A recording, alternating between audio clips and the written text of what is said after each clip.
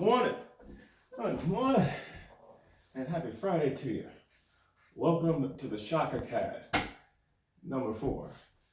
Man, I don't know what it was.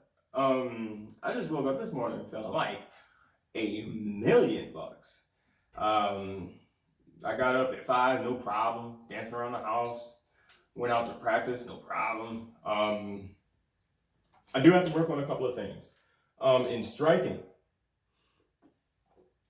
I've noticed that I punch sometimes, especially when I get lazy, from the elbow by extending, or from the elbow and sometimes the shoulder, just by extending the arm rather than punching from the hips and twisting from the hips. It's one of those tendencies that you kind of get from practicing too much on your own without having someone to correct your form, and I'm just gonna fix it. I'm just gonna fix it. It takes time, you know. The thing about wanting to fight other people in a cage is that people who are trying to practice something like that practice it at practice, and they practice it in their minds, and they practice it in their sleep. It's something it's super easy to get obsessed with. So I'll definitely fix that. Sometimes I think it's weird though, you know. Fighting is honestly the first sport that I ever did and was like, oh, okay, this makes sense, you know. When I was a kid, I didn't necessarily understand how the other sports worked, you know. I remember I tried to play football back in middle school or something like that, and I noticed how serious everyone was about it. You got to run the ball, ah. I just remember thinking why do we care about football? I still think that to this day, football, baseball, soccer, I understand it's a big deal to a lot of people, but I don't get how it got that way, you know. Ball-based sports just never made sense to me. But I think that the difference with fighting is that it's got hundreds of different real life applications, kind of like chess. You know, you strategize in fighting. It's a thinking person's game, and the amount of things that you have to be aware of in fighting, I don't have the opportunity to even consider anything else. But I also think that the environment in those ball-based sports was very uncomfortable for me. It wasn't just that they were ball-based, it was that they were team-based, and I didn't feel as though the mentality of those teams was something that I cared about at all from a very young age. I think it was basketball first and then football. I tried t-ball for a little bit, and I didn't like how serious the environment was in general, and I think that's gonna be super helpful as a backdrop to today's topic, which is toxic masculinity. And I got a request to do a Shakacast on toxic masculinity and what it means. And the first thing I thought was, it means whatever you want it to mean. You know, I think people feel like the words toxic and masculinity together are being used as an attack on men, and an attack on strength, and an attack on courage and fearlessness, and the aspects of men that make men men, quote unquote. But to me, toxic masculinity kind of spoke to an environment that's created when men make assumptions about what our expectations are. Please give me the opportunity to elaborate on that. So with those ball-based sports at a young age, the first thing that kind of made me uncomfortable was that I had to be a part of a team. Had to be 100%. If you're going to be in a ball-based sport, you have to coordinate with your team. And that made me super uncomfortable because I wasn't necessarily comfortable around dudes. I wasn't very comfortable with harsh criticism or things like that because as a kid, if I'm being 100% honest, I was a sensitive dude. And, it wasn't necessarily the coaches, but the peers at the time. They'd be like, "What the fuck, dude? Like, what are you doing? Blah, blah, blah." And the answer to me was always, "I don't know what the fuck I'm doing out here." And it made me super uncomfortable. But I think in a masculine environment, the expectation of men is that we present ourselves in a way that makes it seem as though we're not negatively affected by that harsh correction. I think within a super masculine environment, there's an expectation that if we get talked to like that, we turn around and we push ourselves harder to get to where we want to be and do what we're trying to do. And honestly, because I didn't care much about it in the first place, that drove me away super hard. And the other part of that is there's this weird homophobic thing attached to super masculine quote unquote environments where we don't consider the feelings of others, but we also kind of tease people who have those sensitivities, right?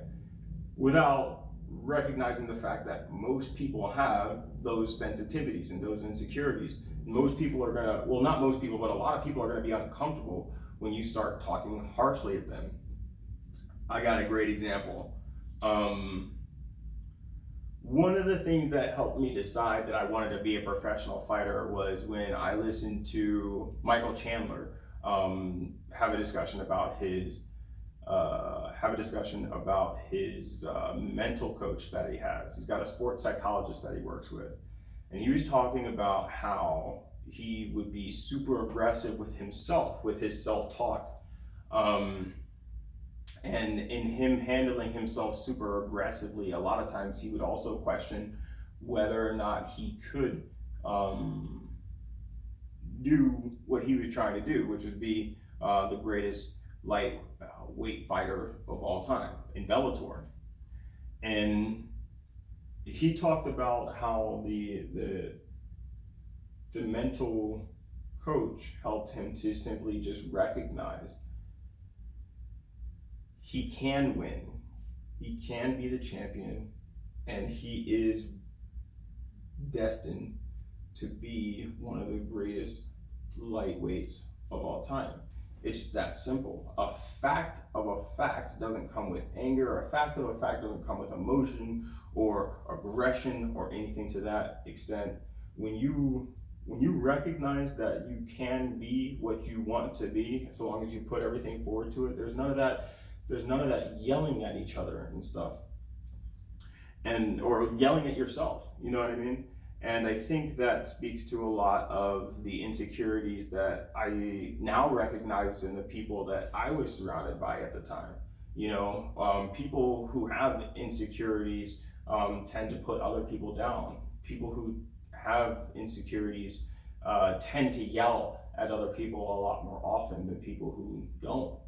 And I think those type of insecurities made those people who were yelling at people and those people who were calling kids like me who were sensitive as a child, faggots and gay and stuff like that. I think it really spoke to their insecurities. So with that being said, it brings me back to that word toxic masculinity. It really just depends on what it means to you. Because if we consider that as men we're not supposed to cry, right? If we consider as men that we're not supposed to feel, we're not supposed to be emotionally hurt, we're not supposed to be sitting in our living room with a tub of ice cream because something altered the course of our lives. We're supposed to be the ones to get back out there, keep the home stable, make the money, take care of the family, that type of stuff. I think the lack of consideration for men's mental health, I think the lack of consideration for the amount of weight that forces us to put on ourselves is toxic. I think to me that's the very definition of toxic masculinity. Now, it's a term that's come up recently though, right? Like if this is something that I'm recognizing now, why hadn't we recognized it all this time before, right? You talk about the great men of the world, the Mike Tyson, the great Alexander the Great, Manny Pacquiao, I think the difference is that in our ability to follow these people through their lives, thanks to the internet, we recognize the fact that there is a lot of toxicness in how these guys were unable to express themselves as kids as well. I feel like I relate to Mike Tyson a lot because he talks about how he would react to people saying things and how he was holding himself to this impossible standard of not just masculinity but just badassery, for so long. He talks about robbing people at 15, and when you do something like that, you take something from somebody, you gotta not feel afterwards. But we all know how sensitive Mike Tyson was. We all know how quickly he would react to small things. But no one called Mike Tyson emasculine. And that's always been weird to me. Is it because Mike Tyson reacted with violence? Is an act of violence a definition of masculinity? I don't know. I really don't know. But what I do know is that words only have definition that you give to them. But let me go to what makes it toxic. Let's say toxic behavior. What are toxic behaviors that men typically face more so than women? I think it goes to pride. I think men have a lot based in our pride that women have to be concerned about, but they have to be concerned about it in a very different way. I think the thing that men challenge men on is completely different from what women challenge women on. And so when we engage those things that men challenge each other on, I think that combativeness with each other based on those things make up the environment that we work in toxic. What's a good example? When I was coming up in the Marines, one of the first things that I noticed was that, there are no women here. And it was frustrating for me because I like girls. I like to have a girl around every now and then. You know what I mean? Like just having a female presence helps out. And the thing is, when you don't have a female presence, there's a wall that tends to come up between men where we are constantly trying to prove to the other men around us that, you know, we're one person is more manly than the other. I think that's the best way to put it, especially in the military, because in the military, what you have to always wonder is whether or not the person to the left or right of you would be willing to lay their lives on the line to save you. You know what I mean? So you want to weed out that softy. You know, you don't want a flower child next to you out on the battlefield. So just being aggressive towards the manliness of our brothers to the left and right of us, you know, pick it up, you fucking faggot, you know, start moving faster. Why are you crying, you pussy? That shit doesn't fucking hurt, you know. Just that type of gut punch, that verbal gut punch to dig into someone. And you know, the thing about digging into somebody is that when you dig into somebody, you're trying to dig into them to get something out of them. You know, if you're digging into somebody on your team, you're digging into them to try to make them better. But the fact of the matter is, not all people respond to that well. But that doesn't mean that people don't have a value in their personality type for the thing that you're doing. Just because they don't respond well to those types of verbal aggressions, so to speak. I've always considered what the military would be like if we took a step back and reevaluated. I'll just speak specifically to my experience in the military with the infantry. I always wondered what would happen if we took a step back and had cordial one-on-one mentoring for the young men who we were training to fight in war.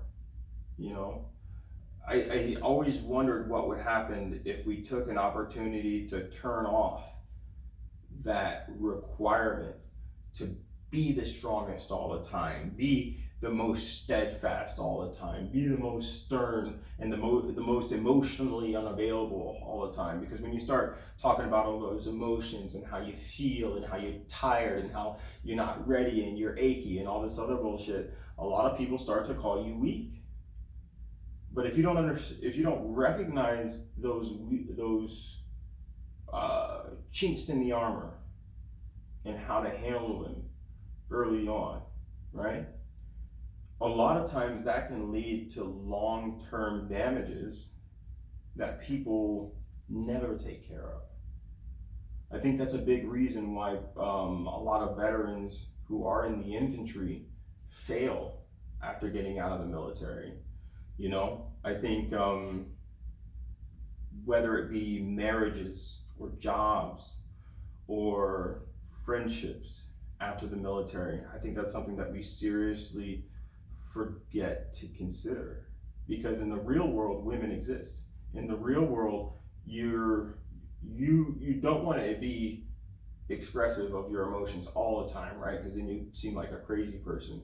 But in the real world, you have to release those emotions, and you can't do that in the real world by cornering some private for not cleaning his room the right way and verbally attacking him for an hour until you feel better about yourself, and then going to sleep at like 12 o'clock to start the day at 5 the next day. You can't do that in the real world. So the thing that makes a masculinity or that ultra masculine environment toxic is the fact that, you know, we don't take time to understand as men what our weaknesses are, and we don't take the time to address those weaknesses. And we also don't take the time to communicate between each other. What is it that's affecting me? Who around me has been affected by this same thing? And how is it that we can circumvent or even conquer this thing that has negatively affected us? On that example,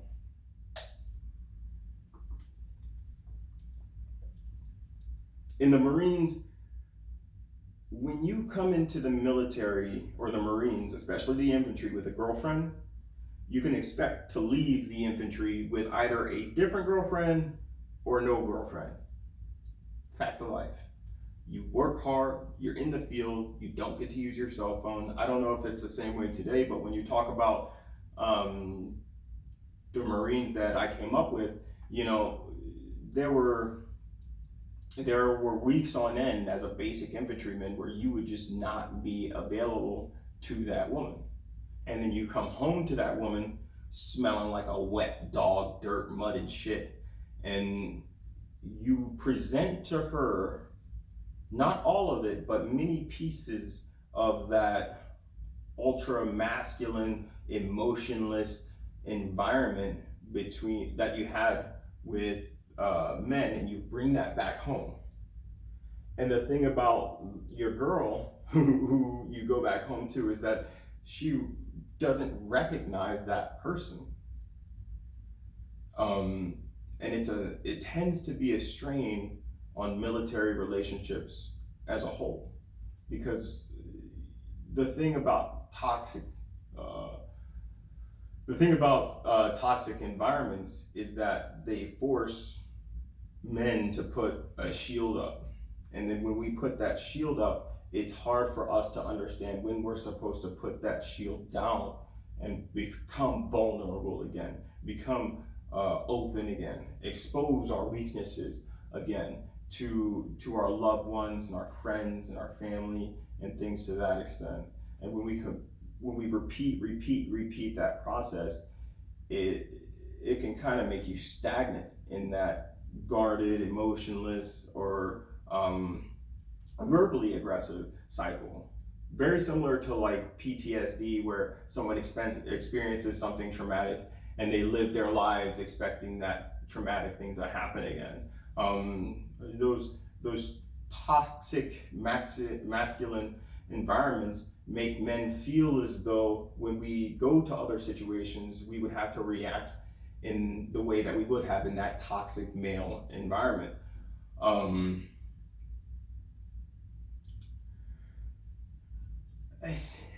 think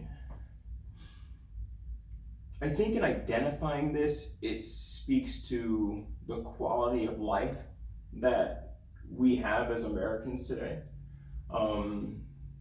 Because back when my dad was raising me, I know that he didn't have the time to consider whether or not his environment was toxic. You know, for a man or for a woman, you know, my dad worked 14 hours a day to support 3 kids. So you can be sure that when my dad came home from working 14 hours a day, he wasn't necessarily concerned with, am I being ultra masculine? Am I showing sensitivity and love to my kids? You know, and that's not to say that my dad wasn't a great dad. My dad was as best a dad as he could be. And when I imagine doing what he did when he was raising me, I just don't think it's possible. I don't think there's any way in hell I could be at my age right now raising 3 or 4 kids. I don't remember when my youngest sister was born. But I think this conversation that we're having about toxic masculinity speaks to the comfort that we have as Americans, and we should really take the time to recognize, you know, if we're saying that we're struggling with something, right? Or if women are saying that we as men are struggling with something, sometimes those criticisms come from a place of frustration or anger or disappointment, you know, and I think that's why a lot of us men are turned off to responding to this call of toxic masculinity. But I think also that if someone has a criticism for you, I think we should take the opportunity to listen to it and, you know, pose the question. I'm not saying that it's necessary for us to change our lives, but I think it's necessary for us to take pause and ask the question, why did this person say this about me? You know, people are pitching toxic masculinity on the news, and I could give a damn less about what they say on the news. If we're being honest with each other, a lot of the stuff that they propose on the news is really just brainwashing, waste of time. But if someone were to call me a person who's affected by toxic masculinity, or someone were to tell me that I've been experiencing toxic masculinity, I would have to take pause and ask myself, A, what do they mean by that? And B, is this something that's negative for me, or is it something that's affecting me positively? I think something with that term that I've noticed is that men tend to have a very combustive response to it, even if we don't speak about it when we hear it. You know, someone will say, "Oh, well, that's just a toxic male environment." I see a lot of guys like straight up like reacting big big reactions to that, like, you know, you can see it on their faces, but they don't say it with their words, because a lot of times it's a girl who's saying it, or some type of feeble thing who wants to try to align themselves better with feminism and stuff like that. And it's just like we as men, when we hear that, tend to be like, who the fuck do you think you are to tell me that my environment is toxic? Honestly, if you react that way, a lot of times that reaction is because of an insecurity. Just like when those kids were yelling at me back when I was on team sports and stuff like that. A lot of times when there's a reaction that's like that, you have to think and ask yourself, why is that such a harmful thing to you if it's not true? There's a rule of jokes. Okay? You never call a fat person fat. You call a fat person fat and you hurt their feelings and you're an asshole, but you call a skinny person fat and it's just a silly thing, right? So if I say that someone is suffering from a toxic male environment and they don't know what that means, or they don't have any response to it, it's obvious that it's not something that affects them. But if I say that you're a part of a toxic male environment and you freak out in your mind, and you should probably question whether or not you're a part of a toxic male environment. It is what it is. But how would you combat that? If you are a part of a toxic male environment, how are you being affected by it? What is your response to that toxic male environment? And is it something that you're bringing home to people like your family and people like your kids, who you have to show both faces to? If we're being honest with ourselves, and fathers know this more than anybody. Fathers in like a relationship with a woman know this more than anybody. Sometimes you got to take all He-Man, Rambo, Rocky, and freaking the Expendables, put it in your pocket for later. Can you do that? Yeah, that's a question. Guys who are married and have kids or in stable relationships, I know you guys can do that. But single dudes, can you put that in your pocket? Can you put it away? And if you can't put it away, you gotta ask yourself why. Why is your guard so high? What are you so afraid of? Why are you so scared of somebody seeing that pink underbelly that y'all got under your abs and stuff? The pink underbelly. And if it's something that you're truly concerned about, you can get help for it. Shit, it's 2019. You know, if Michael Chandler, one of the greatest badasses on the planet, can speak to a psychologist about the insecurities he's facing, why can't you? I've spoken to a psychologist before. I'm just saying that when you're a guy, you know, from a very young age, and you're told to conceal your emotions, and you're told that you're not supposed to cry, and you're told that you're supposed to bear the burden of the family and home from a very young age, and you grow up and you recognize that maybe you have some anger problems sometimes.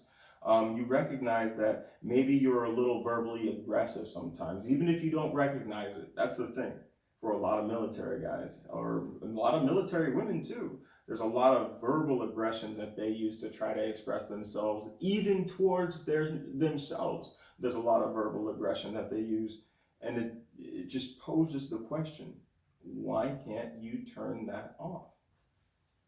That's the true damage of toxic masculinity. So it is a term. I think if you give it purpose, it has purpose. And I think the recognition of it, I think giving it a name, I think understanding that it can be defined now is actually pretty helpful.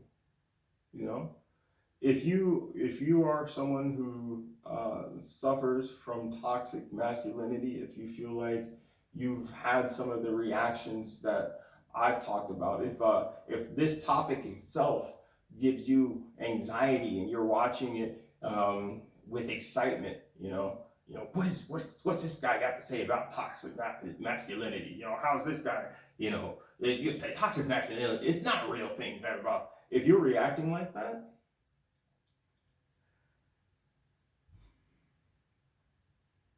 you're probably someone suffering from a toxic male environment. That's all I got.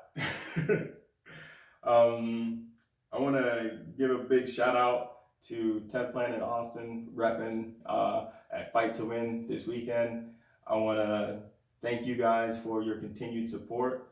I'm going to post my Patreon in a link below the video, and also please comment, like, and subscribe. Any type of suggestions that you guys have for future Shakacasts, let me know, and I'll put them out there for you.